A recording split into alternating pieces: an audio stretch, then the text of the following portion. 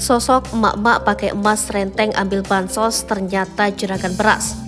Video yang memperlihatkan seorang emak-emak ramai disoraki oleh warga viral di media sosial. Emak-emak tersebut disoraki warga lantaran ikut antri bansos meski tangan penuh dengan gelang emas. Meski disoraki oleh warga, emak-emak tersebut tetap pede ikut ngantri bansos tersebut. Namun lantaran disoraki warga, emak-emak itu kemudian memasukkan seluruh gelang emasnya itu ke dalam dompet miliknya.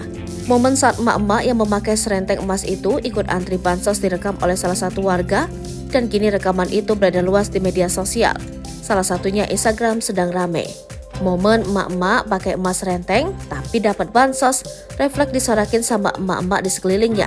Isi narasi dalam keterangan unggahan itu.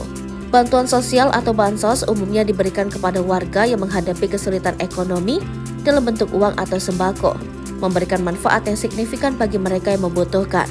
Namun kenyataannya adalah penyaluran bansos kadang-kadang tidak tepat sasaran, seperti yang terlihat dalam video yang belakangan ini viral di media sosial. Dalam rekaman tersebut, seorang ibu menarik perhatian dengan penampilan yang mencolok, memakai perhiasan emas yang berlebihan saat menerima bansos. Penampilan wanita itu sontak menarik perhatian warga. Warga sontak menyoraki wanita itu.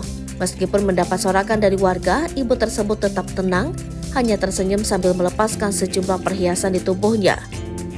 Kehadiran ibu tersebut yang menerima bansos dengan perhiasan emas mencolok menarik perhatian banyak orang.